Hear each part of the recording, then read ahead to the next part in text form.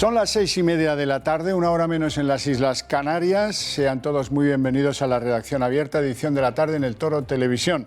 Como siempre, vamos a empezar por la situación sanitaria. El Ministerio de Salvador Illa notifica 11.970 nuevos casos en nuestro país y 209 fallecidos. El total de infectados que acreditamos en la primera y en la segunda oleada es ya de 900.000 personas. Bueno, luego van a haber datos de Madrid, donde las cosas mejoran. La incidencia acumulada está por debajo de 500, está en 489, pero sigue la polémica. La polémica entre la administración de Isabel Díaz Ayuso y el Ministerio de Salvador Illa. Hoy trasladada, si acaso en parte, al Congreso de los Diputados, donde van a escuchar ahora un encuentro dialéctico de José Ignacio Echaniz, en nombre del Partido Popular, y del propio ministro Illa. Vamos a oírlo. Odian Madrid y odian España. Los responsables de la peor gestión de la pandemia en todo el mundo han intervenido en Madrid y le han aplicado un 155 sanitario. Usted, señor Illa, quiere volver a Cataluña como el ariete de la madrileñofobia, destruyendo el motor económico de nuestro país. Usted, señor Illa, no es un ministro de Sanidad. Usted es un activista y una marioneta del presidente del Gobierno en Cataluña. La paciencia tiene un límite. Le advierto que este virus no podrá con Madrid y ustedes muchísimo menos. Le exigimos su dimisión inmediata, señor ministro. Usted ha tenido responsabilidades en el ámbito sanitario en 2 comunidades autónomas. Me permito sugerirle un poquito más de humildad. Mire los datos. El problema de la Comunidad Autónoma de Madrid no es el instrumento legal que tuvo que adoptar el Gobierno para dar cobertura a una decisión por mayoría de la interterritorial del Sistema Nacional de Salud. El problema de Madrid son los datos. Bueno, vamos a ver si el problema de Madrid son los datos o son otras cosas. Van a ver una gráfica con datos de hoy actualizados, comparativa entre lo que son los datos en Madrid y los que son los datos en Cataluña. Como ven, en el caso de Madrid estamos en víctimas de COVID en las últimas 24 horas 1.602, en Cataluña 1.620. Por lo que toca a hospitalizados, 2.702 en Madrid, 1.024 en Cataluña. Y los que requieren unidades de cuidado intensivo, que son 461 en Madrid, 189 en Cataluña. La diferencia está en que los datos de Madrid parecen ir a la baja, llevan ya varios días yendo a la baja. Los datos en Cataluña se están disparando en las últimas horas. Hay restricciones, luego les hablaré de ellas, muy severas en Cataluña, pero quizás lo más relevante de la situación madrileña es el índice acumulado de casos por 100.000 habitantes. Ya son unos expertos en todas estas martingalas estadísticas que organiza el Ministerio de Illa. Según los datos oficiales, Madrid acumula 489 contagios por 100.000 habitantes. Es decir, en estos momentos, Madrid está por debajo de la frontera de los 500, que fue la penúltima, porque luego se inventó Illa la de los 200, y ahí ya no sé cómo estamos. Relevante lo dicho hoy por el vicepresidente madrileño, Ignacio Aguado. Dice que en privado Illa le prometió que no iría al Congreso a prorrogar el estado de alarma sobre Madrid. Lo escuchamos. Que el propio ministro, en representación del Gobierno de España, pues nos trasladó su voluntad de no solicitar la convalidación del estado de alarma actual que afecta a la Comunidad de Madrid y tratar de buscar un marco jurídico distinto y, por supuesto, en la línea de lo que la Comunidad de Madrid lleva defendiendo estos últimos meses, ¿no? Creo que es imprescindible que apostemos por la colaboración. No podemos basar la acción de los gobiernos en la imposición. Creo que la imposición nunca es positiva de una administración a otra. Creo que la semana pasada el hecho de que el Gobierno de España impusiera por la fuerza esas medidas fue un error. Creo que se podía haber evitado, pero también le reconozco que agua pasada no mueve molino. Bueno, entonces tenemos que Aguado, el vicepresidente de Isabel Díaz Ayuso, se cree esas promesas en secreto de Salvador Illa. Y yo les planteo la siguiente reflexión.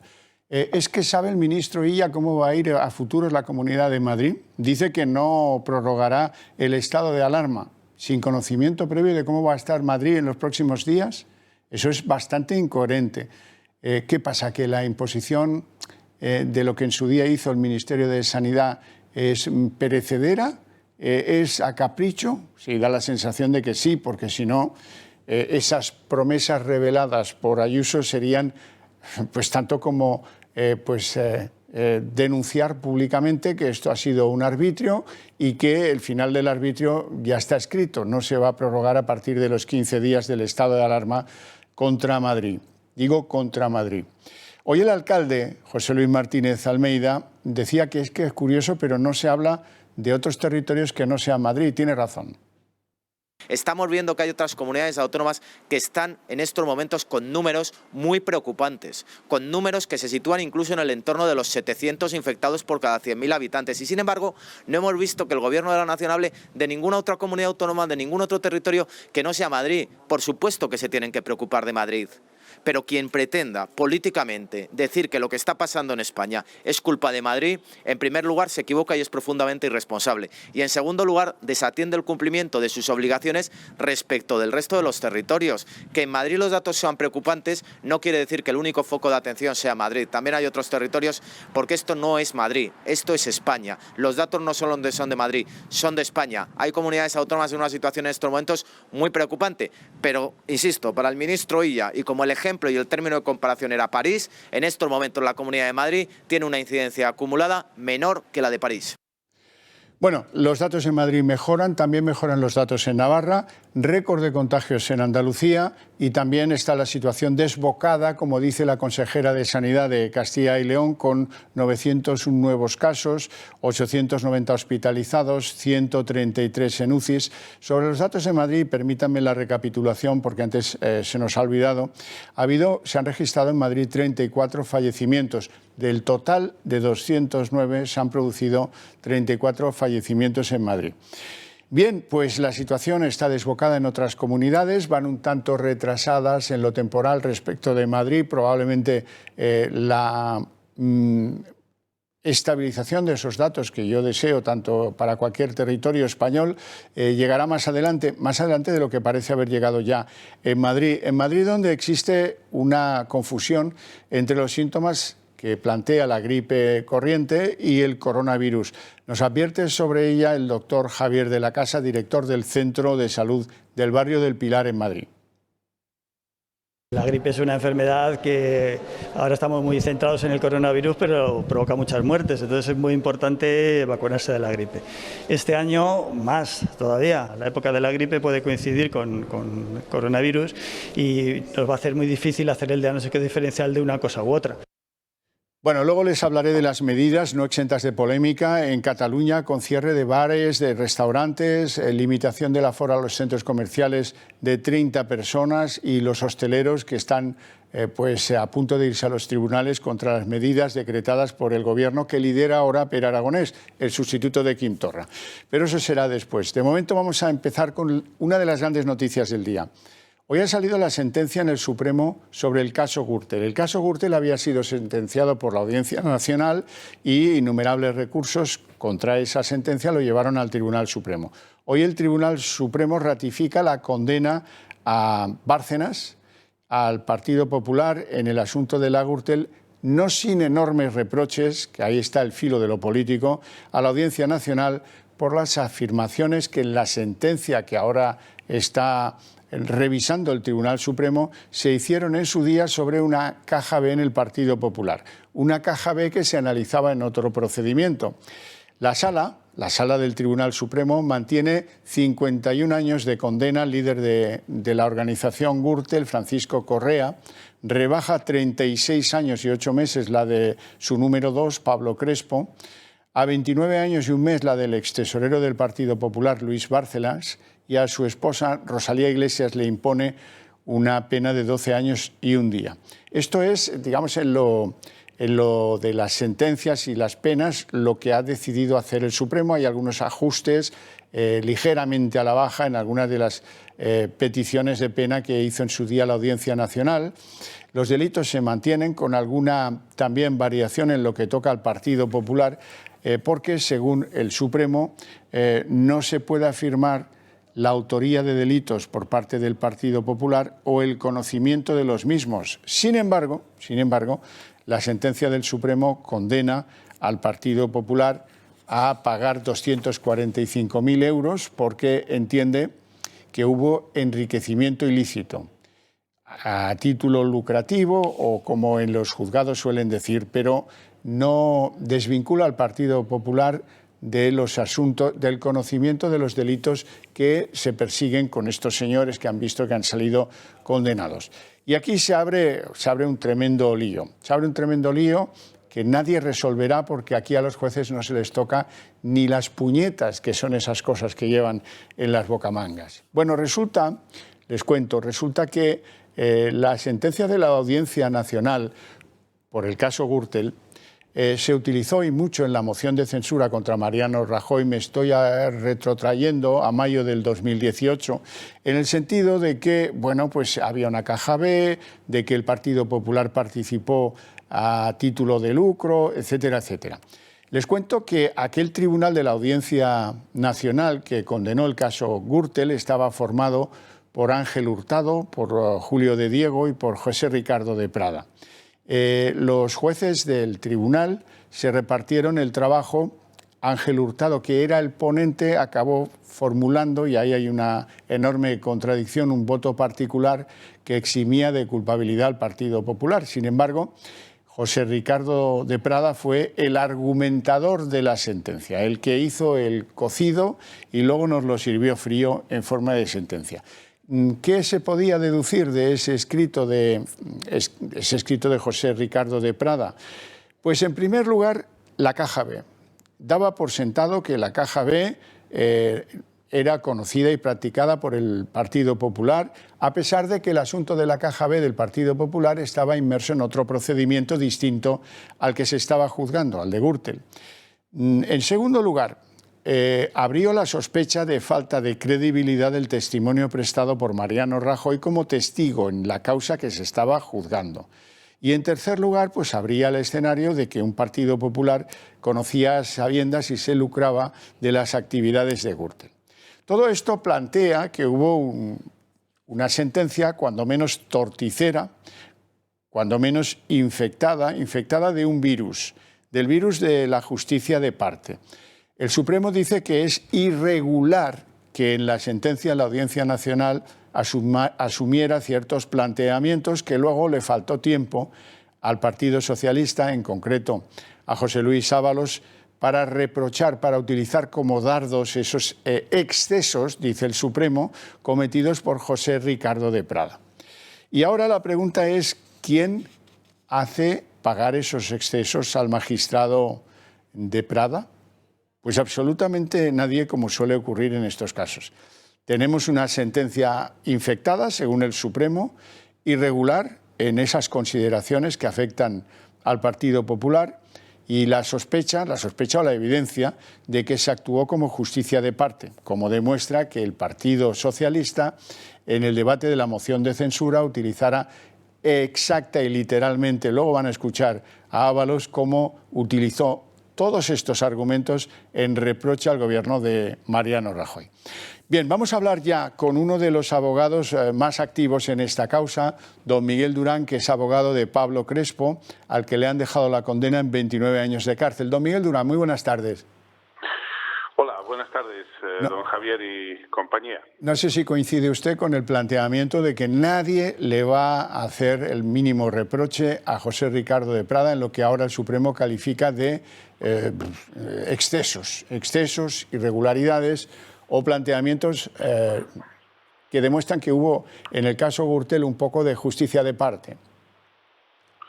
Yo no creo que tenga, desde el punto de vista mediático, tendrá sin duda trascendencia, porque habrá personas que reparen, que reparéis, como tú estás haciendo en este momento, en ese pellizquito de monja que el Tribunal Supremo le da al magistrado. El Tribunal Supremo, yo creo que ha querido hacer, mi valoración personal, ha querido hacer también política en este caso, porque no podía pasar tampoco de puntillas sobre el enorme exceso que ha supuesto la apropiación que José Ricardo de Prada hizo de la sentencia, quitándole la ponencia por la relación que él tenía con el magistrado Julio de Diego, quitándosela a Ángel Hurtado. Las cosas fueron así, es decir, eso se vivió así. intramuros del propio juicio, ¿no? Pues el Tribunal Supremo no podía pasar de puntillas y además, políticamente, pues hombre, no podía quedar ese exceso de José Ricardo de Prada que sirvió que fue la alfombra roja que se le tendió a Pedro Sánchez para construir su moción de censura, pues el Tribunal Supremo algo tenía que decir. En donde sí tiene algún juego ese asunto es, y estamos estudiando nosotros la sentencia, tengan en cuenta todos los que me escuchan que estamos hablando de casi 2.000 páginas de sentencia.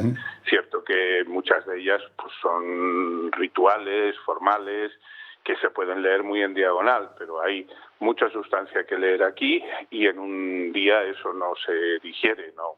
Bueno, se digiere a efectos de titulares mediáticos, pueden digerirse cosas, pero los juristas, que además estamos concernidos, afectados por lo que se ha hecho en relación a nuestros clientes, pues tenemos que leerla mucho más concienzudamente. Pero el Tribunal Supremo, en resumen, lo que hace es, a mi juicio, darle poncillo a José Ricardo de Prada, porque no tiene otra alternativa, porque si no ya sería muy escandaloso, pero eso no va a tener más trascendencia jurídica que la que nosotros encontremos desde el punto de vista de reflejar la parcialidad de este magistrado a la hora de construir el recurso de amparo, la demanda de amparo ante el Tribunal Constitucional. ¿Me anuncia que va a llegar ese recurso de amparo? Por nuestra parte, obviamente sí. Su defendido, Pablo Crespo, 29 años de sentencia, ¿cómo está? ¿Cómo lo ha recibido? Bueno, tengo que hablar todavía con él. Él está en prisión, está cumpliendo ya una condena exagerada, mucho más que la de muchos etarras, mucho más que la condena que prácticamente están ya incumpliendo los autores del golpe de Estado en Cataluña. Y no he tenido oportunidad todavía de hablar con él, porque, entre otras cosas, no he querido acelerar ese trámite de hablar con él, ya que quiero, como he dicho, leerme la sentencia a conciencia. Pero bueno, a él desde el punto de vista penológico, desde el punto de vista de la pena que se le impone, no le afecta. Es decir, ninguna pena excede 5 años y un mes. Y como él está cumpliendo el triple de la mayor, que son 6 que se le impusieron en la causa Fitur, pues a él no es que nos dé igual, y por eso vamos a recurrirlo. Pero es que la lectura de las penas, y yo siempre os lo digo a los que sois profanos en la materia, yo entiendo que lo hacéis por acumulación, por el sumatorio, pero esto lo tenéis que ver en clave estrictamente jurídica, es decir, lo que se aplica, salvo cuando la suma pueda ser más beneficiosa, menos beneficiosa es el triple de la mayor, porque si no se exasperaría el cumplimiento de las penas. Por ejemplo, en el caso de la señora Iglesias, pues claro, si sacáis el sumatorio, probablemente os va a salir más de lo que en ejecución de sentencia le pueda llegar a tocar. No sé si se me entiende bien lo que quiero decir. Le entiendo perfectamente. Explíqueme cuál es el horizonte de cumplimiento de estas penas que acabo yo de contar. 51 años para Correa, 36 años y 8 meses para Pablo Crespo, 29 años y un mes para Luis Bárcenas y 12 años y un día para Rosalía Iglesias. Bueno, yo creo que la señora Iglesias, que es la que yo he estudiado más, porque, bueno, he visto así un poco abuela pluma en el fallo. Pero además la sentencia tiene otro vericueto, y es que en las que confirma se remite a la sentencia de instancia, y entonces si te lees el fallo a primera vista, pues te puede inducir a error. Entonces, yo lo que más me he visto no me he visto las de Luis Bárcenas, pero Luis Bárcenas está, como los demás, afectados por el criterio del triple de la mayor, siempre y cuando ese criterio sea más beneficioso que el sumatorio. Y como en todo caso lo es, porque nadie va a cumplir en ningún caso más de 20 años por este tipo de delitos. Pero para entendernos, es que a Luis Bárcenas o a cualquier otro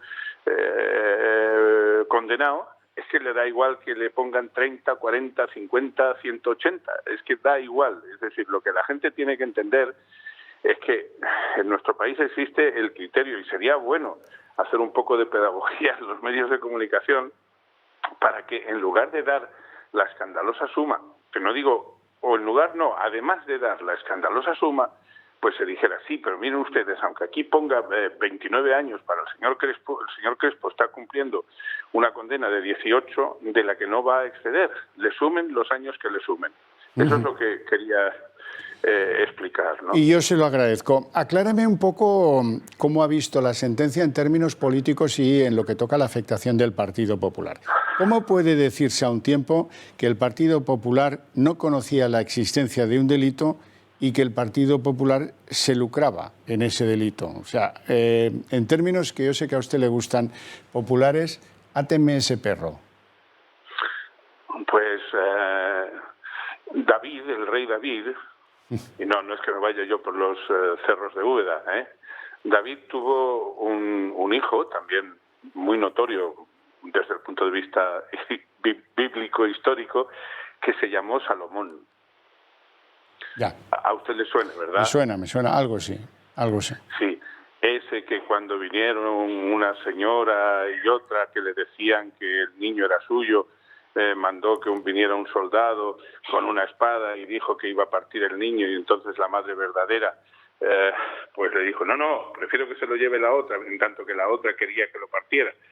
Y el rey dijo, bueno, no, evidentemente la madre es aquella que quiere ante todo la preservación de la vida del niño. Ese es el juicio salomónico. Pues, por desgracia, en muchos casos, el juez, con criterio de ponderación, sobre todo cuando una parte no lleva por completo la razón, pues intenta ponderar la sentencia haciendo una especie de juicio salomónico. Aquí el carácter salomónico del juicio está justamente donde tú estás poniendo el ojo, Es decir, por una parte, la caja B del Partido Popular, bueno, parece ser un hecho probado que existía, pero por otra parte, bueno, es decir, que no existía es discutible, pero que el Partido Popular se lucraba, según la actuación de algunas personas, pues se pudo lucrar de eso. Lo que hace la sentencia es poner una vela a Dios y otra al demonio, a mi modesto entender. Está claro. Don Miguel Durán, le agradezco mucho que nos clarifique esos aspectos tan interesantes sobre el horizonte de cumplimiento de esta sentencia que hemos conocido hoy del Tribunal Supremo. Un placer, tenga muy buena tarde. Igualmente para todos ustedes. Muy bien, un placer. Bueno, y la reacción, quiero que escuchen a Casado. Casado todavía no había tenido demasiado tiempo para digerir el asunto, pero utilizaba ya en el Parlamento, por ahora en este primer apunte, no creo que lo deje ahí, que la moción de censura que en su día practicó el Partido Socialista sobre Mariano Rajoy se hizo con argumentos falsos. Señor Sánchez, usted llegó al poder en una moción de censura basada en una mentira y dando lecciones de ejemplaridad. Ahora que la Audiencia Nacional acusa de 3 graves delitos con agravante de género a su vicepresidente, ¿por qué no le cesa en vez de protegerle a través de una fiscal general del Estado socialista? Y explique por qué amenaza a toda España con una reforma a la polaca del Consejo General del Poder Judicial que liquidaría la separación de poderes y la independencia judicial. Bueno, pues un toquecito de nada y luego hablar del Consejo General del Poder Judicial. También hablaremos de ello esta tarde aquí, claro que sí, pero permítanme que presente ya a don Carlos Berbell, director de Confilegal, y me imagino que un hombre muy ocupado esta tarde con esta pedazo de sentencia sobre la mesa. Don Carlos, muy buenas tardes. Bueno, la verdad, buenas tardes. La verdad es que tampoco ha sido mucha sorpresa la que hemos tenido con esta sentencia, la verdad. Bueno, en algunos puntos un tanto sí. Respecto a los retoques en las penas, ¿esto es tradicional entre Audiencia Nacional y Supremo o no? Sí. Normalmente sí. Suele haber, lo consideramos hacia abajo y hacia arriba, sí, una normalidad, no anormalidad, normalidad. Una normalidad un poco extraña, a mi modo de ver, porque en fin, estos dos tribunales tan importantes en España debieran coincidir en algo tan serio como una condena a privación de libertad por una cantidad de años similar. Pero bueno, vamos a lo que vamos. No ha habido novedades en cuanto a los delitos que se apreciaron en la Audiencia Nacional, tampoco excesivos en cuanto a la condena. Si hay un reproche en forma de multa al Partido Popular, una multa de 200... Bueno, tiene que reponer lo que supuestamente ha sido enriquecimiento ilícito 245.000 euros y, en cierto modo, el Partido Popular incluso todavía, a pesar de los pesares, sale condenado de esta sentencia. Sí, pero dése cuenta de una cosa, que el propio Tribunal Supremo ha tirado las orejas directamente al Tribunal Sentenciador, formado por Ángel Hurtado y demás. ¿Por qué? Pues porque esos párrafos que provocaron la moción de censura en su momento, pues estaban fuera de lugar, es lo que ha venido a decir el Tribunal Supremo. Pero fíjese, 2 años después, aquellos párrafos cambiaron completamente nuestra historia.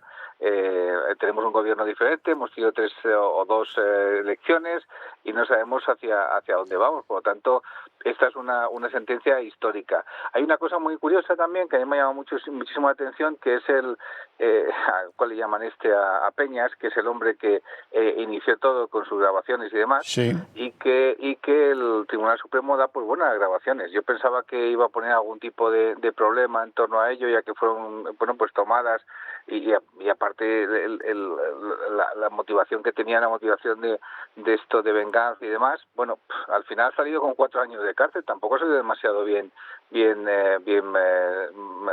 salido este hombre, José Luis Peña, que fue ex concejal de Majadahonda. Recordemos que este hombre empieza a grabar todo y es el que se presenta ante la policía y entrega todas las... pues dice, bueno, pues 4 años y 9 meses de prisión y pensando que iba a salir de rositas, al final le ha salido igual que al resto. Son 4 años y este señor va a la cárcel directamente en muy poco tiempo. Vamos a ver un buen desfile en torno hacia las cárceles españolas. Pero bueno, a mí, yo hablando con algunos de los abogados, ya he visto que he estado antes con don Miguel Durán y demás, no les ha extrañado nada. De todas formas, esto no se para aquí. Esto no, está claro. Al Tribunal Constitucional y luego al Tribunal Europeo de Derechos Humanos.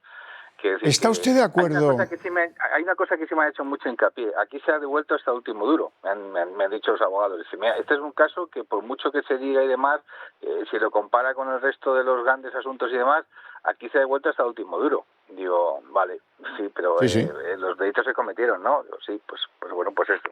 Está claro. ¿Usted está de acuerdo conmigo en que el Supremo, está en la verdad que contaba Ángel Hurtado, en ese extrañísimo voto particular? Porque cuando uno es ponente de una sentencia, el caso de Ángel Hurtado, es muy extraño que firme un voto particular con el que parece coincidir casi milimétricamente el Supremo ahora, ¿no?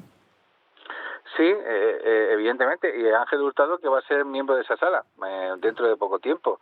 A mí no me ha enseñado nada. A mí me parece que en su momento él era el ponente, además de este asunto, y va a traer también cola el hecho de que él en un momento dado abandonara la ponencia, para que todos nos entiendan, el hombre que redacta la sentencia, y que en un momento dado abandona la ponencia y se la pasa a José Diego, Ricardo de Prada. Que es, claro, que es el ponente final. Y Julio de Diego ha sido contestado ante los tribunales y ante el Consejo General del Poder Judicial, y esto también traerá cola, porque era el hombre, el juez que se dormía en las vistas.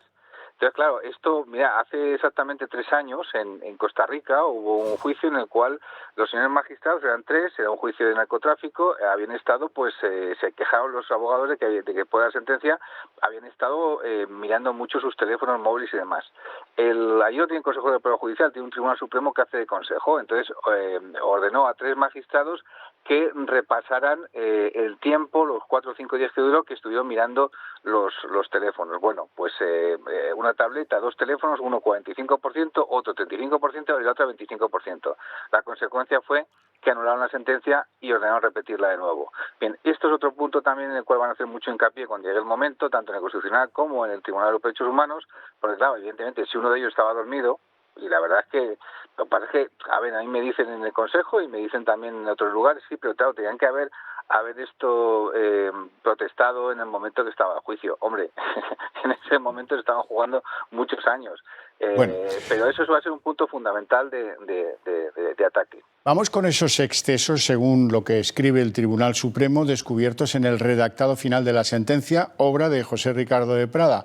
En primer lugar, la caja B, que ha sido eliminada de cualquier referencia porque además se seguía en otro procedimiento, pero el lucro del Partido Popular a sabiendas, que fue un dardo envenenado en la moción de censura de Rajoy, y la sospecha de falta de credibilidad del testimonio aportado por Mariano Rajoy, entonces presidente del Gobierno, en calidad de testigo en esta causa. Todos esos excesos, ahora borrados de la sentencia casada por el Tribunal Supremo, hacen pensar que le vaya a caer algún reproche serio a José Ricardo de Prada. ¿Eso es posible en el mundo judicial de España hoy? A ver, el mundo judicial sabe quién es José Ricardo de Prada y yo no estoy revelando nada, y saben también que su tendencia es progresista. Entonces, que evidentemente él fue con esos párrafos quien provocó de alguna forma la moción de censura, no va a haber ningún reproche por parte del Consejo del Poder Judicial. Esta es una sentencia final por parte del Tribunal Supremo y aquí se acaba la historia. Otra cosa es que si en el caso de que vayan al Constitucional, el Constitucional lo admita y demás, que ahí se pueda producir algún tipo de reproche. Pero yo veo que este caso es un caso cerrado. En todo caso, el reproche se produce en el Tribunal Europeo de Derechos Humanos, que son muy dados a este tipo de historias. A decirle, señores, ustedes han pasado en esto, este señor no tenía que haber colocado esto, ni nada por el estilo. Hombre, yo le digo una cosa, con respecto yo tengo una teoría, a lo mejor esto no hubiera ocurrido si ya estamos haciendo elucubraciones, pero sí, en el momento en que Ángel Hurtado, que es una persona muy educada y es una persona que trabaja mucho con sus compañeros, cuando él se pelea con Julio de Diego y con José Ricardo de Prada y les dice, bueno, pues ahí tiene la sentencia. A ver, yo he visto casos en los cuales cuando llega a ese punto dice, ahora, vale, yo no soy el ponente de la sentencia, hacedla vosotros. Eran 800 y pico folios.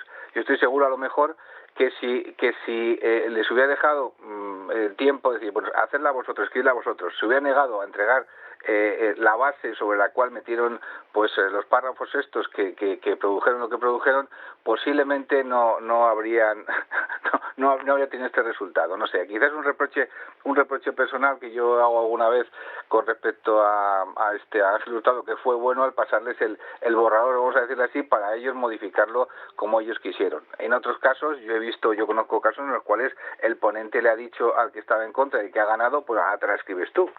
Y escribirse 400 y pico folios o 600 folios de un juicio como este, tan sumamente largo y demás, hubiera sido a lo mejor pues 6, 7, 8 meses más de retraso. Pero así funcionan las cosas. Don Carlos Berbello, un placer enorme. Muchísimas gracias por sus explicaciones. Te mando un fuerte abrazo. Que tengas buena tarde. Gracias. El placer es mío, Xavi. Nos vamos a publicidad y a la vuelta tienen que escuchar cómo el ladino de Ábalos, con tono de cura de pueblo, utilizaba todos y cada uno de los elementos excesivos en la sentencia que redactó José Ricardo de Prada el día de la moción de censura contra Mariano Rajoy. Eso no se lo pueden perder.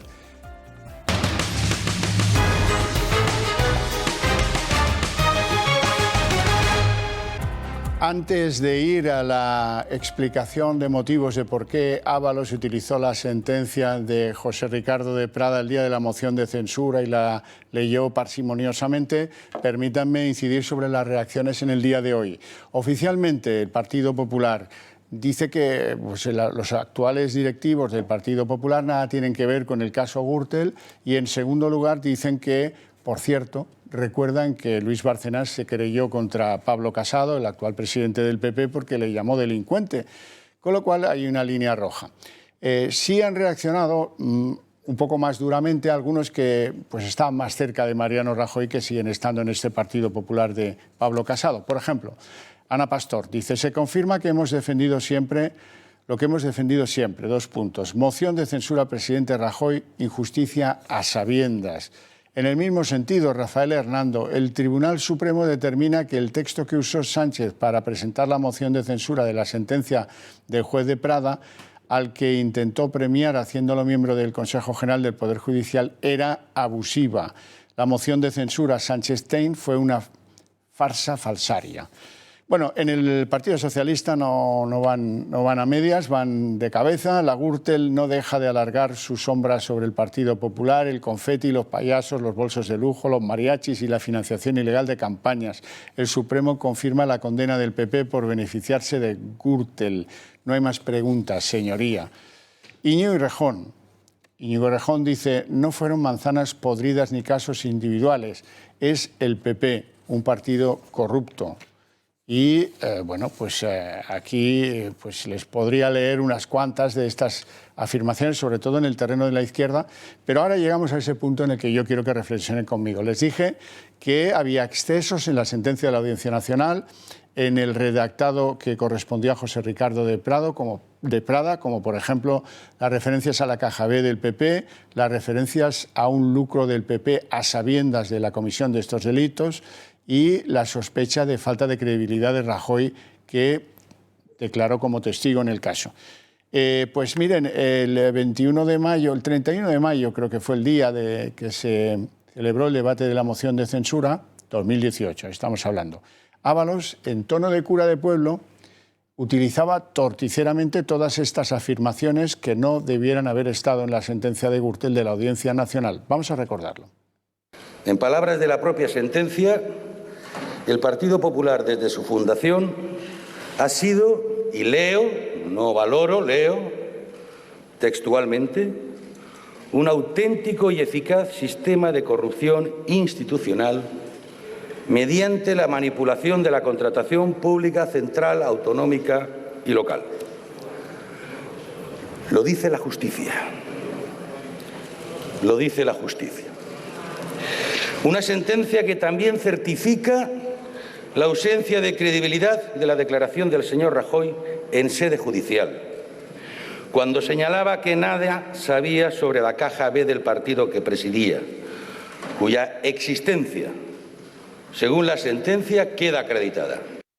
Como ven, el Partido Socialista en esa moción de censura utilizó todos esos argumentos que el Tribunal Supremo considera excesos del redactor José Ricardo de Prada.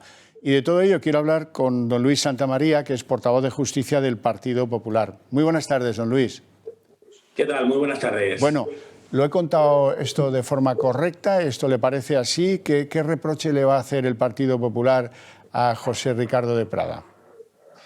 Bueno, a ver, yo creo que en primer lugar escuchar a Errejón dando lecciones, Errejón que recibió una ayuda para estudiar la vivienda de Málaga desde Madrid y que jamás se desplazó a Málaga y que por supuesto jamás ha devuelto, pues llama como poco la atención. Pero en cualquier caso yo creo que lo que han dicho es radicalmente cierto. En esta sentencia, que no aporta en suma nada más que dos datos nuevos, uno de ellos precisamente es el que se considera un exceso a algunas de las afirmaciones que se hicieron en relación con la supuesta caja B del Partido Popular. Y por tanto, aquella parte sobre la que se basó o se fundamentó la moción de censura, evidentemente ahora queda en entredicho y se demuestra que, bueno, solo fue un elemento aglutinador para poner de acuerdo a un conjunto de señores que tenían un interés claro en que España llegara al punto de degradación institucional en el que se encuentra en estos momentos. Y el segundo punto al que hace referencia la sentencia reconoce la participación del Partido Popular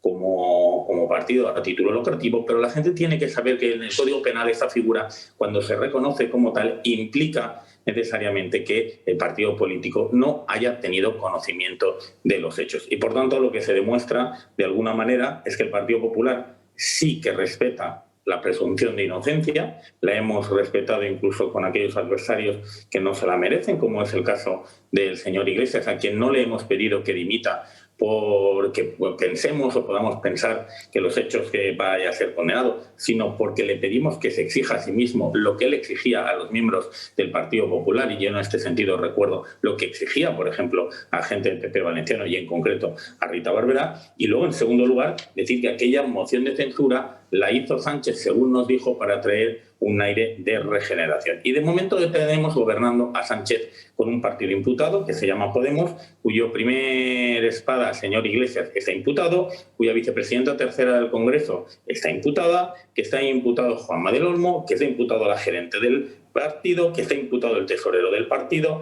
que está a punto de abrirse el juicio oral contra Alberto Rodríguez por agredir a un policía que se sigue sentando en el Congreso de los Diputados como diputado, que tiene al señor Echenique, que no pagaba la seguridad social de la persona que le ayudaba en sus tareas domésticas, etcétera, etcétera, etcétera. Y a nivel interno, yo creo que hoy el presidente Casado ha estado muy claro al decir que tuvo que cesar a dos personas, a Montón y al señor Huerta, por tener sociedades patrimoniales, en el segundo de los casos, pero que hay tres ministros, la ministra Calviño, la ministra Celaá y no recuerdo el nombre del tercero, sí, el señor Duque, que tienen sociedades patrimoniales para pagar menos impuestos y que son miembros del gobierno de Sánchez, que además tiene 3 ministros que fueron consejeros en los gobiernos de Andalucía con el mayor escándalo de corrupción de toda Europa, los gobiernos de los ERES. Por tanto, creo que se ha demostrado que el Partido Popular, la sentencia no aporta ya nada más que estos 2 elementos puntuales que son muy importantes en el sentido de que exoneran de alguna manera las responsabilidades del partido por no tener conocimiento de los hechos y, en segundo lugar, porque califica la sentencia anterior como excesiva y, por tanto, elimina aquello que ha llevado a Sánchez a la Moncloa y, en definitiva, pues nosotros a partir de aquí tenemos que acatar la sentencia. Quien tiene que dar explicaciones sobre la corrupción, que todavía no ha dado, es el señor Sánchez sobre los casos de los escándalos de los ERE en Andalucía, y a partir de ahí pues nosotros a seguir trabajando y a seguir haciendo oposición. Pero antes de acabar con el asunto de la sentencia del Tribunal Supremo, sí les obliga, por enriquecimiento ilícito, a pagar 245.000 euros al Partido Popular.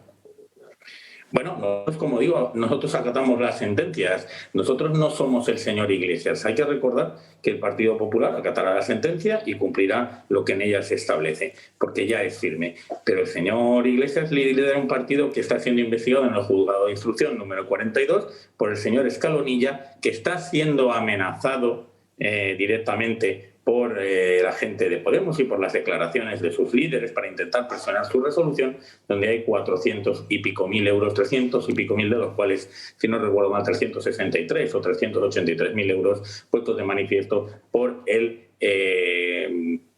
Tribunal de Cuentas. Es el caso Neurona. Y hay que decirle también al señor Iglesias que, a diferencia de nosotros, que sí que acatamos las resoluciones de los órganos judiciales, no nos dedicamos a atacar al juez García Castellón, que el señor Sánchez también ha entrado en esa rueda de proteger a un vicepresidente al que debería haber cesado y a un señor Iglesias que debería haber dimitido, precisamente además por esos ataques que ha tenido que denunciar el señor García Castellón a la Policía Nacional. Bueno, me gustaría hablar con usted de la reforma exprés del Consejo General del Poder Judicial, esa que han pactado el Partido Socialista y Unidas Podemos. Hoy hablaba de ello el ministro de Justicia, Campo, y venía a plantear un ultimátum. El PP debe negociar. Vamos a escucharlo juntos, si le parece. Ante este bloqueo sistemático, permanente, donde se tiene cautivo al Poder Judicial, al Consejo General del Poder Judicial, es necesario articular mecanismos. Lo que se abre es una línea de debate, lo que han hecho los grupos parlamentarios, para regular fundamentalmente la actuación del Consejo del Poder Judicial transcurrido ese plazo y unas nuevas formas de elección que permitan dar viabilidad al mandato constitucional. Ahora queda un proceso abierto, de hecho está registrado. A partir de ahí las cámaras hablarán, habrá debates, habrá enmiendas, pero hay una cosa muy clara y eso es lo que no podemos olvidar y tenemos que resaltar siempre. El Partido Popular tiene la obligación constitucional de renovar el órgano de gobierno de los jueces. Bueno, a pesar de lo dicho, yo tengo la sensación de que la línea del diálogo está rota entre el Partido Socialista, el Gobierno y el Partido Popular. Si me permite, yo creo que ni el señor Campos se cree lo que dice. Fíjese que esta es una medida que se aprueba el día 13, martes, y se presenta. Yo creo que ahí ha habido mucha más pluma de Moncloa y de Podemos que del Ministerio, y que se presenta justo un martes después del puente, en el que se ha puesto de manifiesto el fracaso del Partido Socialista con la declaración del estado de alarma en Madrid. Y yo creo que simplemente tenían miedo o tienen miedo de perder la batalla de la calle, una calle en la que el Partido Socialista se encuentra muy cómodo y que pretende monopolizar. Y por tanto tiene que reaccionar impulsando o acelerando una cuestión que no necesitaba de ese acelerón. Yo creo que el propio argumento del señor ministro se demuestra que él no sé si ha debido ser parte de esta decisión, porque se dice que ahora en la presentación se abre un proceso para negociar. Mire, lo que ha hecho el Partido Socialista es una voladura de todos los puentes posibles con el Partido Popular, fundamentalmente porque esta reforma es constitucional y porque yo creo que lo que está haciendo es utilizando al Partido Popular como enemigo común para poder poner de acuerdo a todos los que apoyaron en la sesión de investidura al señor Sánchez en la negociación de los presupuestos. Esto es manifiestamente inconstitucional. Se va a llevar Europa. Tenemos el ejemplo de Polonia. Pone en peligro el Estado de Derecho. judicial, la separación de poderes y, por tanto, pone en peligro también la llegada de las ayudas europeas. Son multitud ya de organismos los que se han pronunciado, la Asociación Europea de Juristas, la Asociación Internacional de Juristas. Tenemos también que es contraria a una recomendación de la Unión Europea. Es contraria, en fin, solo hay que seguir el ejemplo de Polonia, que entró incluso hasta el Alto Comisionado de Derechos Humanos de Naciones Unidas. Y todo porque Sánchez solo tiene un objetivo político, que es acaparar todo el poder. Y el único poder que le queda por asaltar es el del Poder Judicial. Ya tiene a la Fiscalía, ya tiene el Poder Parlamentario, con la mayoría parlamentaria que tiene el Poder Ejecutivo. Solo falta para cerrar el círculo de esa espiral ególatra, y yo creo que esta medida es mucho más propia de dictaduras que de las democracias. Solo necesitaba aprobar o controlar el Poder Judicial. Nosotros, evidentemente, vamos a estar radicalmente en contra y, desde luego, con nosotros no va a haber ningún tipo de diálogo en este sentido. Se equivoca el ministro cuando habla de la obligación constitucional que tiene el Partido Popular de renovar el Consejo. La obligación es genérica y afecta a todos los partidos políticos, fundamentalmente a aquel que está en el gobierno, que es absolutamente incapaz de llegar a un acuerdo con nadie. ¿Cómo vamos a firmar nosotros acuerdos de renovación del Consejo General del Poder Judicial si tenemos a Dolores Delgado en la Fiscalía? ¿Cómo vamos a firmar si este señor está logrando o pactando presos a cambio de presupuestos, trasladando presos al País Vasco, apoyándose en Bildu? ¿Cómo vamos a pactar la renovación de órganos constitucionales como el Consejo con un partido que está en manos de los secesionistas y que va a modificar el derecho de rebelión y de sedición? ¿Cómo vamos a pactar o cuál es nuestra obligación constitucional? Y yo creo que todo el mundo lo va a entender. Nuestra obligación constitucional número 1 es defender la Constitución, ese marco jurídico que nos hemos dado los españoles y que empieza por la forma política del Estado, que es la monarquía a la que ataca el vicepresidente del gobierno y que es un objetivo político estratégico de Podemos, constituir una república y terminar, por tanto, con ella, unilateralmente y sin consultar al pueblo español, que sí que la aprobó en un referéndum. Y, por tanto, nosotros no nos vamos a mover de esa defensa del marco constitucional, como no puede ser de otra manera. Por último, me gustaría conocer su opinión sobre la renuncia que se ha producido hoy del magistrado del Constitucional, Fernando Valdés. Ya saben que este hombre fue envuelto en una polémica sobre un supuesto delito de violencia doméstica, aunque su esposa no lo denunciara. ¿Qué le parece su cese? ¿Allana el planteamiento? A ver, nosotros hemos estado muy encima de esta cuestión por una razón, porque pensamos que el ejercicio de un cargo público debe de venir acompañado de un concepto que es la ejemplaridad. Y yo creo que resulta evidente que no es la situación más ejemplar el tener a un magistrado del Tribunal Constitucional siendo enjuiciado en el Tribunal Supremo. Por eso, y sin prejuzgar los hechos, porque vuelvo a insistir, nosotros creemos en la presunción de inocencia, y sin creer o sin condenar previamente o pensar cuál puede ser el resultado jurídico de los problemas que tiene el señor Fernando Valdés, nosotros lo que le hemos dicho desde el principio es que debía dar un paso atrás para salvaguardar la importante institución a la que trabaja, que es ni más ni menos que el Tribunal Constitucional, y sobre todo porque tiene el deber constitucional, porque tiene la obligación de esa ejemplaridad que debe acompañar el desempeño de cualquier ejercicio. Es evidente que la situación del magistrado era insostenible y, por tanto, es evidente que esta situación se tenía que haber producido hace ya varios meses. Don Luis Santamaría, portavoz de Justicia del Partido Popular, pues muchas gracias por sus explicaciones. Que tenga una buena tarde. Muchas gracias a ustedes. Un abrazo fuerte. Nos vamos a ir a publicidad.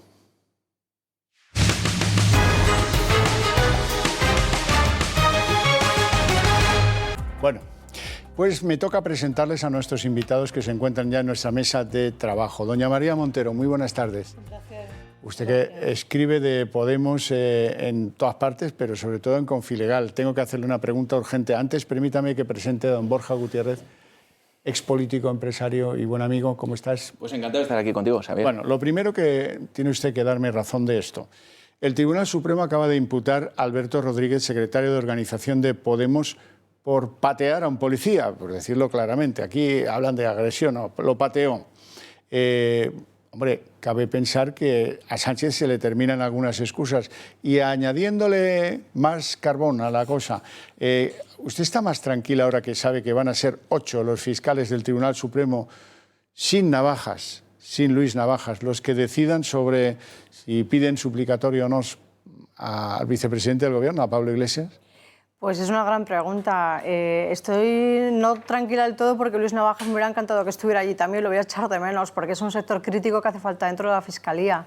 Pero realmente, si entre ellos hacen un buen trabajo los 8 fiscales y se vigilan entre todos para que no trate de hacer ninguna triquiñuela el vicepresidente del Gobierno, que le veo un poco nervioso últimamente, ¿eh? Ya trató de forzar la foto con Lesmes el otro día, el Día de la Hispanidad, y eso también ha sido muy comentado. Pero espero que el Tribunal Supremo, que no dudo, tenga el valor de tirar para adelante con este caso y si hay que imputar al vicepresidente segundo del Gobierno, que lo haga. Bueno, este imputado reciente, Tribunal Supremo hoy, Alberto Rodríguez, el pateador de policías, ¿qué opinión le merece?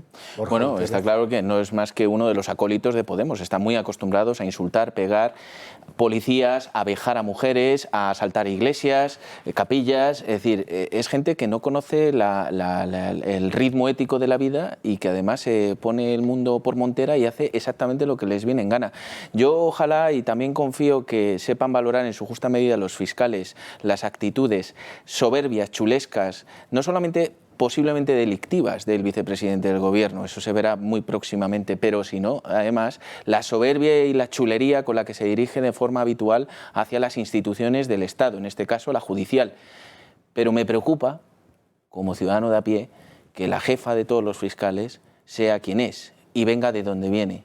Eso a mí, francamente, me preocupa, sobre todo viendo esa afinidad que existe todavía y ese amor impertérrito entre el presidente del Gobierno y Pablo Iglesias, porque no sé si van a rememorar de nuevo sus abrazos y sus besos. Por un momento pensé que iba a hablar del amor con Garzón, de la fiscal general del Estado. Podría ser también. Bueno, vamos a repasar un poco la sesión de control del Gobierno, que nunca es tal, parece la sesión de control de la oposición, pero bueno, ha dado de sí algunos elementos interesantes que ustedes deben conocer, por ejemplo, un encontronazo entre Pablo Casado y el presidente Pedro Sánchez. Su pregunta es si confío o no confío en el vicepresidente segundo. Le digo claramente, el vicepresidente segundo y todos los miembros del Gobierno tienen mi más y absoluta confianza. Este es un Gobierno que no tiene ni procesados, ni condenados, ni imputados. A diferencia de cuando ustedes gobernaban con 7 ministros procesados y 3 ministros condenados. Usted tuvo que cesar al señor Huerta y a la señora Montón apenas semanas de llegar después al Gobierno. Usted tiene en el Gobierno a Calviño, a Duque y a Celaá con sociedades patrimoniales instrumentales para evadir impuestos. Y usted tiene a 3 consejeros de los ERES, a la señora Calvo, a la señora Montero y al señor Planas. Usted tiene un secretario de Estado de Turismo imputado por corrupción. Y ahora tiene a un vicepresidente al que se le acusa de 3 graves delitos. Bueno, pues ahí ha estado Casado, ha estado enérgico, ¿no? Ha estado rápido y enérgico y sobre todo, pero es lamentable que el presidente del Gobierno entre en eso. Es decir, estamos con una pandemia, estamos con unas circunstancias económicas lamentables, lo que estamos padeciendo y lo que vamos a padecer. Y que entren en ese y tú más antiguo, que a mí me parece un poco anacrónico en ese aspecto, sobre todo siendo el presidente del partido que lleva en la mochila el caso de corrupción más grave de toda Europa. Por tanto, vamos a dejar eso apartado porque él no puede sacar la cabeza de ningún sitio más que del fango en estos momentos. Sí, en ese sentido, además, yo traigo una última hora. Fuentes cercanas al juzgado número 42, que es el que instruye precisamente la investigación a Neurona, una empresa investigada por esa presunta financiación irregular de Podemos, podría incluso entrar en una parte una pieza secreta. O sea, que estamos ya hablando de palabras mayores. Sí que hemos consultado también con fuentes de Vox que están personadas y nos dicen que contestan tarde y mal Podemos en este juzgado. Se comprometieron a pasar un CD que no pasan todavía. Tienen que entregar en el juzgado el organigrama del partido, no lo completan. Es decir, Pablo Iglesias no puede decir en sede parlamentaria que ellos cumplen con la justicia puntualmente porque en el juzgado 42 están retrasando todo lo que pone el procedimiento. Y en relación a Alberto Rodríguez, a este diputado que es tinerfeño y lo conozco personalmente, este caso empieza en La Laguna en el 2014. Conozco personalmente a uno de los abogados personados, que es Miguel Hidalgo, que está haciendo un gran trabajo. Y fíjate cómo ellos utilizan el tiempo a favor cuando les interesa. Dijo, no, ahora que estoy aforado ya tengo que ir al Supremo. Han ido retrasando continuamente hasta que no toca más remedio que quedarse en el banquillo Es decir, hacen un uso Son espurio los que de la estaban justicia. en contra del aforamiento. Exactamente, por eso lo digo. La casta y bueno, no sé también cuántas cosas. Bueno, estaban en contra de otras cosas. yo digo que a menudo estas sesiones de control al gobierno parecen ser unas sesiones de control a la oposición. ¿Se pueden imaginar a un Sánchez reprochando a Casado? Oiga, pero vamos a ver, ¿ustedes qué van a hacer con la moción de censura de Vox? ¿Qué van a votar y qué no van a votar? Pues ahora lo van a oír. Fíjese lo que está haciendo usted abriendo la puerta a la ultraderecha. Fíjese lo que está haciendo usted con su estrategia de oposición, de crispación, de provocación y de insultos. Reflexione. Piense qué va a hacer usted durante la próxima semana en la votación de la moción de censura. Si va a votar a favor, si va a votar en contra o se va a abstener y se va a poner de perfil ante una moción de censura liderada por la ultraderecha. Fíjate cómo han dado la vuelta las cosas en este país. Ahora las sesiones son sesiones de control a la oposición. Es una manía muy socialista, muy de izquierdas, pero en concreto muy socialista en los últimos tiempos y comunista, la de tratar de supervisar el voto de los demás. Incluso manejarlo y dirigirlo. Es decir, esa interpelación del señor Sánchez a Pablo Casado es como diciéndole, yo te digo lo que tú tienes que votar. Eso ya es grave, porque están muy acostumbrados a que el Estado maneje las voluntades de las personas. Pero es que además, si le añadimos que este presidente del gobierno está gobernando con los proetarras, con los comunistas anacrónicos que defienden la destrucción del país, con los independentistas más miserables que han llevado incluso y han ejecutado un golpe de Estado, cuanto menos es kafkiano y condenable que el presidente del gobierno de todos los españoles esté reprochando a Pablo Casado que pueda apoyar la moción de censura de un partido propiciada y liderada por un partido absolutamente democrático que representa a muchos españoles, tantos como 52 diputados, y que desde luego, ante todo, no es inconstitucional como sus socios de gobierno. En ese sentido me gustaría también que el Gobierno defendiera con tanta vehemencia la Constitución cuando también no les viene tan mal a ellos. Es decir, si hablamos del rey, si hablamos de la separación de poderes, que es el debate abierto que está en este momento respecto a cómo cambiar la ley orgánica del Poder Judicial, que es una auténtica vergüenza de cara a Europa. Incluso Polonia ha preguntado ya a Europa qué es lo que pasa con la renovación del Consejo General del Poder Judicial. Es decir, ya se está hablando de titulares de nos quitarían los fondos a los españoles, ¿no?, de cara al COVID por lo que está pasando en España. O sea, estamos dando malos titulares ya de cara a Europa y esto es un auténtico bochorno. Hoy ha estado el presidente de Vox bastante fino recordándole una de sus frases famosas a Sánchez. Le pregunta cómo duerme ahora con esos socios que tiene. He pensado que no quiero convertirme en un figurante más de su farsa, que es en lo que han convertido esta sesión de control al Gobierno, en la que ya no contestan, sino que se dedican a lanzar insultos y odio contra la oposición. Venía a preguntarle cómo duerme usted con el señor Iglesias, pero sobre todo venía a preguntarle cómo duerme usted después de haber mentido a sus propios electores socialistas y no haberles dado ni una sola explicación en esa tribuna parlamentaria desde hace 10 meses sobre la gran mentira que trajo usted a este Parlamento y a este Gobierno. Para usted, pues habría que ilegalizar la mitad de los medios de comunicación, habría que ilegalizar a la mitad de los partidos políticos de esta Cámara, habría que ilegalizar también a la mitad de los españoles que no piensan como usted. Eso en política, señoría, tiene un nombre. No se lo voy a decir. Uy. Me parece, a más, como dirían en Cataluña, todavía me parece más vergonzoso y vergonzante la actitud del presidente del Gobierno. Si hay alguien que ha defendido la ilegalización de los medios de comunicación es su socio de gobierno, el señor Iglesias, que incluso pidió la cárcel para el director de un medio, que es Eduardo Inda de Oque Diario. Es decir, el tipo que precisamente se muestra más agresivo y visceral y sectario contra todos aquellos que no piensan como él, que es su socio de gobierno, y él mismo también, Pedro Sánchez, resulta que tiene la desvergüenza de echárselo en cara a Santiago Abascal.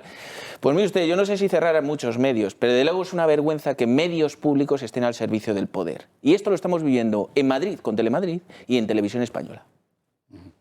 María. Sí, bueno, yo estaba viendo Televisión Española, se lo estaba comentando él antes de entrar aquí al plató. No sé si ha estado como una media hora seguida de reloj la alcaldesa de Barcelona dando una rueda de prensa. ¿Desde cuándo una alcaldesa o un alcalde de España tiene todo ese tiempo, ¿no?, en un medio público? Es decir, es una toma de posesión de los medios a su favor y interesada completamente. Y por otra parte, yo estaba escuchando también a Macarena Olona hoy, que también ha sido muy polémica, imagino que lo vas a poner ahora, y además hace una defensa muy importante también de las fuerzas y cuerpos de seguridad del Estado, que también me gustaría que este gobierno gobierno dieran paso al frente en relación al gran trabajo que hace. Y contestando a lo que estamos hablando, ojalá la investigación de Neurona le cayera a la UDED, que es un equipo magnífico de la Policía Nacional, y a lo mejor Pablo Iglesias es el que ya no duerme tan tranquilo. Si esto cae en manos de la UDED, ¿no nos caerá esa breva a los españoles? Bueno, yo atiendo peticiones de las invitadas al programa, cómo no. Vamos a escuchar a Macarena Olona. Y usted, señor Iglesias, usted es un auténtico matón porque practica el matonismo político. Me da igual lo que tenga que decir, porque la realidad, señor Iglesias, es que usted no me engaña, ni engaña a Vox, ni desde luego le puedo asegurar, ni ese tono contenido, ni ese moño podrán esconder al auténtico Coletas, el que aspira a aparecer en los telediarios con chándal bolivariano.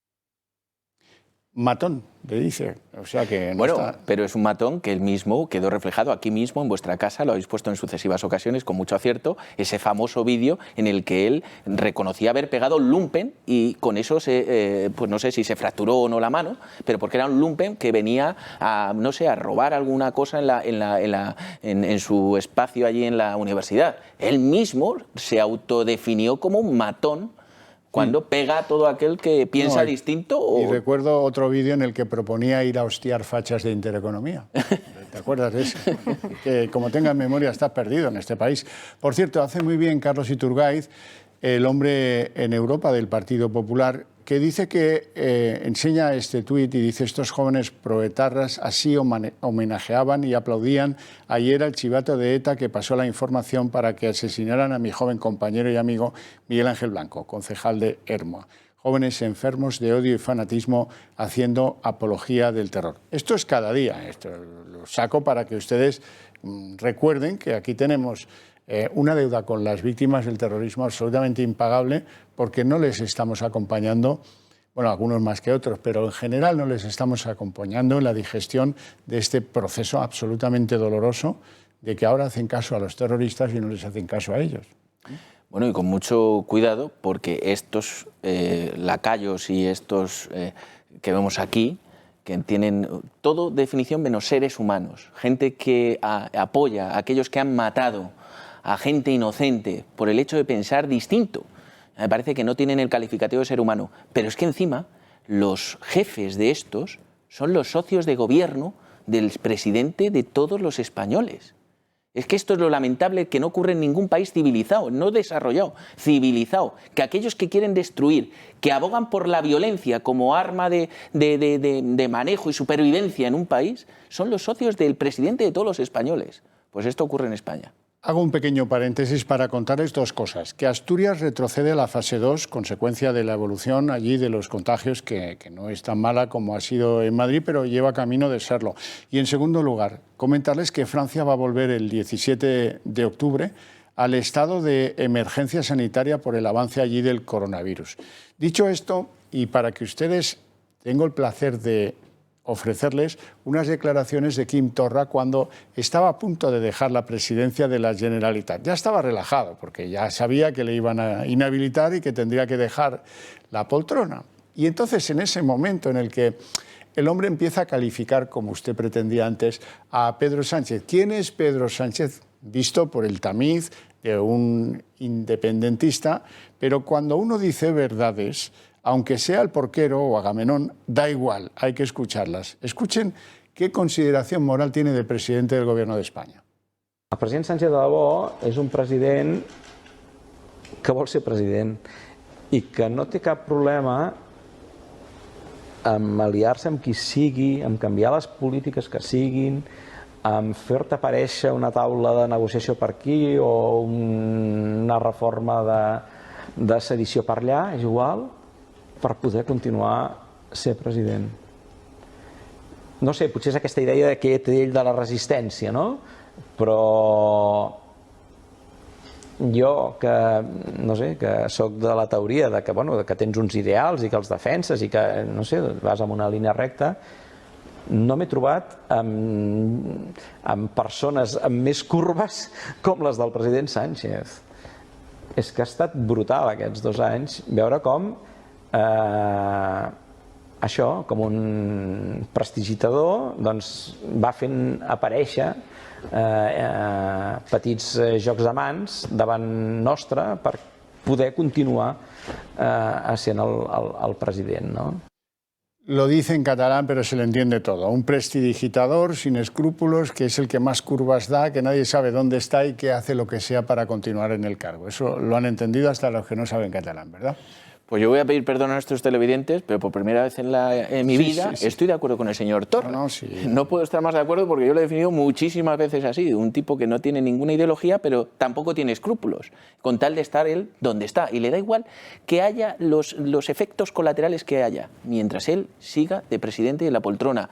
Estoy de acuerdo con el señor Torra y pido disculpas. Pero es interesante conocer la sorpresa que produce en un independentista tener un tío con el que te puede dar cosas insospechadas, casi hasta sin pedirlas, porque como no tiene moral, como no tiene escrúpulos, como no tiene principios, él va a donde le conviene, saca el conejo de la chistera y te lo entrega. María. Sí, efectivamente. De hecho, ser independentista con fondos públicos del Estado, la verdad que debe ser una maravilla para ellos, vivir a costa del Estado vendiendo un falso independentismo que saben que nunca se va a cumplir y que desde luego estamos muy lejos de un proyecto de república, porque es que no hay líderes en este país para instalar un régimen distinto, ¿no? Y en ese sentido también la reprobación que se ha intentado hacer desde el Partido Popular contra Pablo Iglesias y contra Garzón, precisamente por atacar a la figura del rey, cómo se han replegado todos y parece ser que el PP, Vox y Ciudadanos se quedan en evidencias por defender la figura del rey en el Congreso, por reprobar a dos miembros del gobierno, ¿no? O sea, es que hemos llegado a un punto que, como dices, le quieren dar la vuelta a todo y sacar conejos de la chistera, ¿no? Hoy, por cierto, el Congreso de los Diputados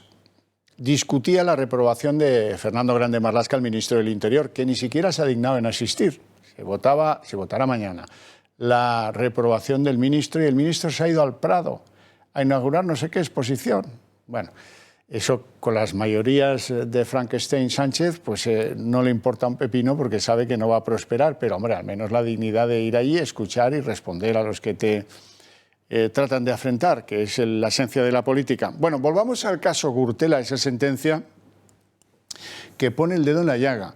Hubo un magistrado de los que produjeron la primera sentencia en la Audiencia Nacional, José Ricardo de Prada, que inventó el concepto de la sentencia infectada. No por coronavirus, no, por otro virus casi peor, el virus de la ceguera política, el virus de la justicia de parte. Y ahí añadió de su cosecha lo que le vino en gana. La caja B, ahora te hablo de sospechas sobre la credibilidad de un testigo, ahora te hablo de que el Partido Popular se lucró a sabiendas de cosas, excesos, según el Tribunal Supremo, que ahora han tenido que eliminar de la definitiva sentencia sobre el caso Gürtel. Algo muy relevante y algo que ha tenido respuesta política. Van a escuchar en primer lugar a José Luis Martínez Almeida. Si de verdad merecía ser presidente del Gobierno en función de los fundamentos de una sentencia que ha eliminado el Tribunal Supremo, a él le va a ser indiferente. Yo creo que al conjunto de los españoles no le es tan indiferente. Insisto, nadie elude ni evade la responsabilidad en el Partido Popular como consecuencia de esa sentencia. Todos la acatamos, pero al mismo tiempo políticamente merece la pena la reflexión de si de verdad la moción de censura estaba justificada o no estaba justificada y fue un puro pretexto para que Pedro Sánchez pudiera ser presidente del Gobierno y de un Gobierno Frankenstein. Desde luego fue manipulada torticeramente por Ábalos. Ya le han oído el día de la moción de censura como cada uno de los argumentos que ahora el Supremo le reprocha a la Audiencia Nacional los utilizaba como si fueran dardos sobre la cara del impertérrito Rajoy, que tampoco hizo gran cosa por defenderse. Eso dicho sea de paso. Los que estaban muy contentos hoy con esta sentencia y con que se hable del Partido Popular y de Bárcenas y todo esto, y en fin tal, pues es la izquierda que rodea a Sánchez. Íñigo Errejón, por ejemplo, ¿qué decía? Ratifica la condena de la Gürtel, que no es una condena contra una persona, ni contra dos, ni contra tres, ni contra una manzana podrida, ni contra dos, ni contra tres. Es una condena que ratifica que el Partido Popular como partido es un partido corrupto y que ratifica que el Partido Popular hace trampas. Lo estamos sufriendo todos los españoles y todos los madrileños estos días, cuando mucha gente tiene miedo y tiene sospechas de que esté haciendo también trampas con los datos de los contagios en Madrid para intentar escurrir el bulto y para intentar seguir con la política irresponsable. Es un hecho gravísimo. El Partido Popular, que estos días se intenta dar golpes en el pecho y decir que es el máximo defensor del Estado de Derecho, resulta que el Tribunal Supremo confirma que es un partido tramposo, que es un partido corrupto. Bueno, vale. Tiene cuerpo de niño, pero es un niño muy malo, ¿eh? Malo donde los hayan. Gabriel Rufián, enemigo de España, pues está que toca la pandereta, dice que es justicia poética lo que ha venido. Y eso que es culpa del Partido Popular de las cosas que le dijo Ábalos el día de la moción de censura. Pero bueno, da igual. Parece de justicia poética ese primer pensamiento que que me ha venido a la cabeza cuando he sabido que justo hoy, un año después de la sentencia absolutamente abusiva e injusta a nuestros compañeros y compañeras, a los presos y presas políticos, pues justo un año después vemos como el Tribunal Supremo confirma lo que ya se sabía, que el Partido Popular en definitiva es una maquinaria de corrupción y de business cuanto menos oscuros. Seguimos condenando el hecho de que el Tribunal Supremo de cierta manera pues lava la cara al Partido Popular, no habla entre otras cosas de la caja B, rebaja penas, pero bueno, al menos esta gente no podrá volver aquí dentro a decir que es mentira y que es un invento de la izquierda. Bueno, Borja. Bueno, primero respetar la sentencia, por supuesto, pero llama poderosamente la atención la suficiencia moral de la izquierda y sobre todo algunos personajes de la izquierda que... Personajillos que insultan diariamente la inteligencia de los españoles. Que el señor Errejón llame tramposo al Partido Popular un tipo que ha estado cobrando de una universidad sin asistir y que todavía tenga la caradura... Y que no ha devuelto. Y que no ha devuelto, de llamar tramposo al Partido Popular, cuando en cuanto han tenido una oportunidad, como el señor Echenique, se ha visto realmente la naturaleza humana de estos personajes. Ellos porque ahora están gobernando. Veremos lo que ocurre dentro de unos meses, lo que sale dentro de unos meses. Pero a día de hoy, a título individual, estos tipos han demostrado la peor de las naturalezas humanas, que es que cuando han podido, han estafado o han robado o han hecho trampas, como dice el señor Errejón. Y luego el señor Rufián, el adalid de aquellos que han cometido el mayor delito contra un país, que es ejecutar un golpe de Estado, tenga la desfachatez de poner en tela de juicio la credibilidad o no de un partido político, cuanto menos es insultar la inteligencia de los españoles. Bueno, desde luego, Errejón ha perdido totalmente el norte político y de hecho hace poco iba de la mano y seguirá yendo en la sombra de Pablo Iglesias y de Monedero, que son los que están financiados por el régimen de Maduro y es lo que se está investigando en el Juzgado 42 con una cúpula de un partido imputada, que es que parece que eso a él no le interesa. Él tiene una fijación con el PP, pero no reconoce lo que pasa en su propio partido porque yo creo que todavía está muy cercano a ellos, ¿no? O forma parte de esa trama de financiación inicial que ha tenido siempre Podemos y que viene hace mucho tiempo y que es un accidente. Y por otra parte, la sentencia no habla de corrupción del Partido Popular. Lo que está hablando es de un lucro indebido y que le cuesta una multa de 245.000 euros. Nada más, ahí lo deja. Entonces, bueno, pues están hablando de corrupción cuando la sentencia está diciendo un lucro. Específicamente dice que no, dice la sentencia, voy a leerlo para que no haya confusiones. No puede afirmarse autoría en los delitos del Partido Popular o conocimiento y, por lo tanto, huelga a reprochar, como hacía en su primera versión de la sentencia a la Audiencia Nacional. De todas maneras, y a fuer de ser polémico, de querer serlo, a mí me ha sorprendido mucho la reacción del Partido Popular de hoy de Pablo Casado, porque lo que podríamos llamar la visión oficial, se dice el Partido Popular de hoy nada tiene que ver con los hechos de Gürtel y aquellas andanzas. Punto 1, que ya es duro de digerir. Punto 2, se recuerda, a mi modo de ver, de una manera un tanto llamativa, que es que Luis Bárcenas le puso una querella a Pablo Casado por llamarle delincuente. Bueno, pues estamos en otra cosa, no estamos tampoco en eso. Si acaso el tiempo lo podían dedicar a recordar aquella moción de censura, aquel Ábalos absolutamente insufrible con tono de cura de pueblo, regodeándose en todos estos elementos de la sentencia que ahora el Supremo dice que fueron excesos. A mí normalmente no me gusta mucho el mensaje de, pues de decir que nunca se ha estado ahí. Es decir, el Partido Popular, como otros partidos, ha cometido errores.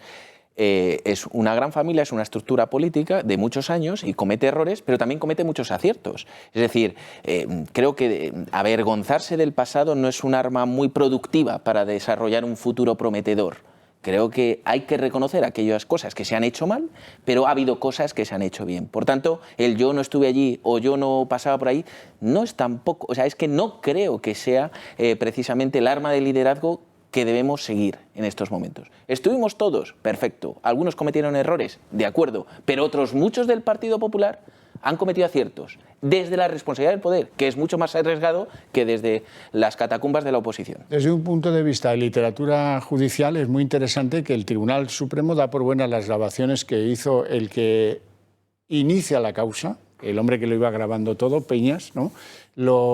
Dice que eso no pone ninguna objeción a las grabaciones, cosa que a lo mejor sí pudiera haber hecho, y luego le mete una condena que absolutamente le mete en el ajo para escarnio de otros que puedan tener la tentación, ¿no? Sí, de hecho, con Peña se ha hablado muchas veces y él decía que cuando empezaba a poner denuncias no se las tomaban en cuenta, o sea que pasaron muchos años hasta que se empieza a investigar realmente y esto se toma en serio, pero efectivamente a él también le salpica la condena. Entonces, ahí hay una delgada línea roja entre ser denunciante y estar también dentro de la causa. Y entiendo que puede ser un día, no he hablado con él todavía, puede ser un día para él agradable en el sentido a lo mejor de que dice, bueno, mi denuncia ha llegado a término, pero por otro lado también está condenado. Entonces es una victoria agridulce quizá para un denunciante de presunta corrupción, porque aquí, ya te digo, no se habla de corrupción, se está hablando de un lucro indebido. Bueno, pues el Partido Popular va a pagar una multa, la va a pagar y ya está.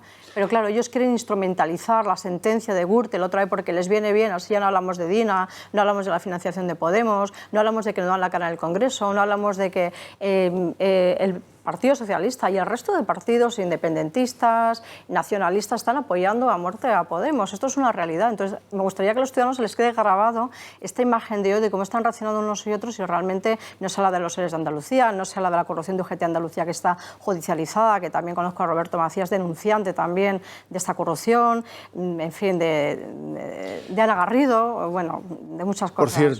Por cierto, María, ¿qué te ha parecido la condena de la esposa de Bárcenas, de Rosalía Iglesias? Lo digo porque resulta chocante si uno la compara con otras condenas en las que, bueno, uno sabía, en fin, no ignoraba lo que hacía su marido, caso Cristina de Borbón, y alguna otra, no solamente esa, pero alguna otra también. Pues en las imágenes la he visto deshecha, 12 años de cárcel, creo que es un tema durísimo. 12 años y un día. Pero al final se ha acreditado que ya tenía conocimiento de las cuentas de Bárcenas en Suiza y que además gestionaba. Entonces no podía decir que miró para otro lado y que no sabía nada, como efectivamente han aludido otras personas en este país.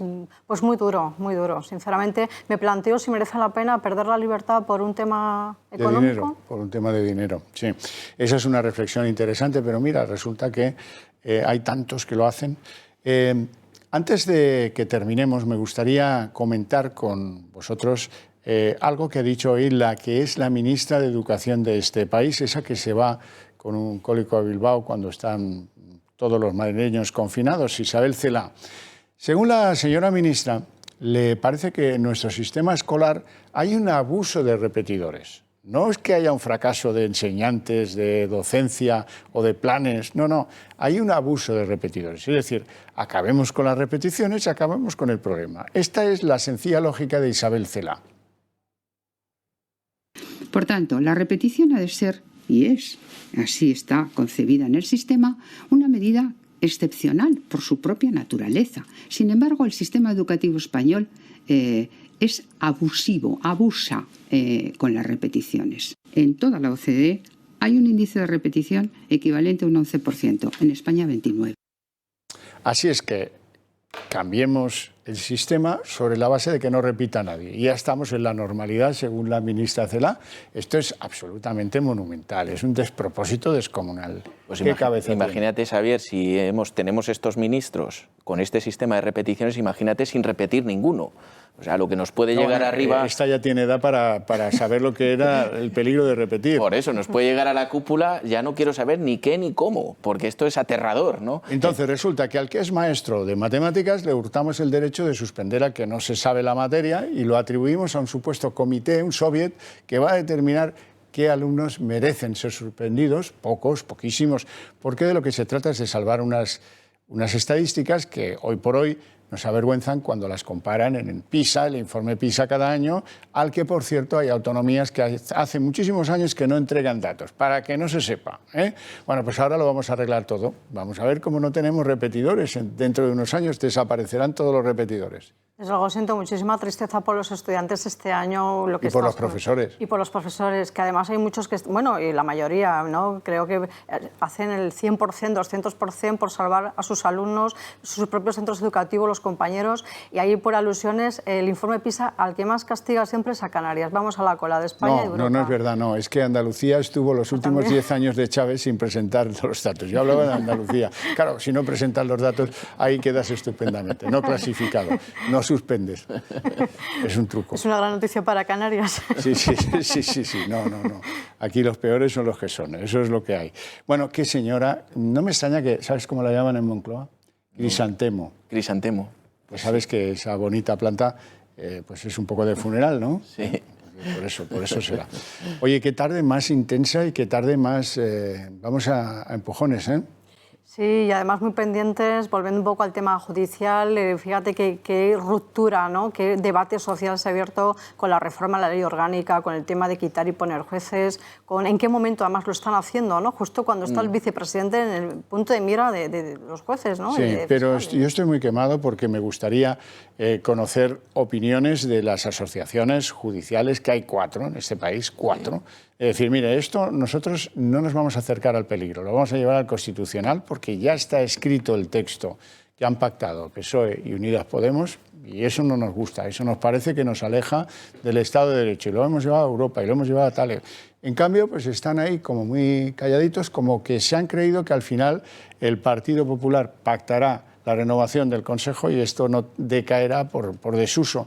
Al contrario, yo veo que el Partido Popular está cada vez más lejos de un acuerdo con Sánchez en materia de renovación del Consejo General del Poder Judicial. ¿Tú cómo lo ves? Hombre, parece que ha trascendido, no públicamente, que al menos 3 de las 4 andan disconformes con esto. Sí, pero una cosa es decir... sí, petit comité, sí. Petit comité no nos gusta en y petit tal, comité y otra parece cosa que es sí. coger el toro Lo que por sí los es cuernos. evidente, y esto yo creo que es el peligro real que tenemos en estos momentos en España, es que esta tropa de este gobierno social comunista, digo que es una tropa porque se comportan como un auténtico régimen militar comunista, pretenden llevar a cabo todos los cambios que tenían para 2 legislaturas en 4 o 5 meses, aprovechando el caos de la pandemia. Y están haciéndolo, además, de una manera sistemática. Sí, efectivamente, aunque yo creo que es una buena oportunidad para que se unan los 4, ¿no? grupos y digan hasta aquí hemos llegado, pero es verdad que has hablado en un ultimátum a Sánchez y ha dicho si no retiras a Pablo Iglesias de la negociación nosotros no hay nada que hacer y vamos a ir al Tribunal Constitucional y Vox también va a ir. Entonces ya hay un jaque mate, o sin Pablo Iglesias o si es con Pablo Iglesias pues iremos al Constitucional, no hay otra. Esto es, hay una tensión, ¿no? política en este momento, yo creo que vivimos momentos históricos en España. Bueno, lo que pasa es que daba la sensación que era pues, poner la pistola sobre la mesa para que el PP se viniera a negociar, pero ya eso pasó, han presentado lo que han presentado y es difícil que eso vuelva a un cauce menor cuando ya han presentado el propósito. Lo veo complicado y me temo que va a ser Europa porque del Tribunal Constitucional, yo miren, desde que hay recursos que se les duermen más de 10 años en un cajón, me fío más bien poco, pero bueno... andaremos y veremos. Acabamos el programa con lo que yo les digo siempre al final. Recuerden que deben ponerse en contacto con el Club de Amigos de Intereconomía, el Club de Amigos del Toro Televisión. ¿Por qué? Porque vienen tiempos, miren lo que les está pasando a los jueces, que les quieren atornillar como si esto fuera el país de Maduro. Bueno, sus libertades y sus derechos están en peligro y necesitan medios fuertes, medios que sean su voz. Este es un acuerdo ganador-ganador en el que ustedes, por una módica cantidad, absolutamente módica, pueden ser parte de nosotros, de nuestra cobertura y nuestra financiación y contribuir a tener un medio poderoso que se pelee por sus derechos y por sus libertades, que en el fondo de todo pretenda el traslado de un sistema de valores, el que heredamos de nuestros padres a nuestros hijos. No me parece una causa pequeña, ni me parece una causa imposible. Ahora hay que ser fuertes, prepararse para ello y luego morder y no soltar la presa. Claro está.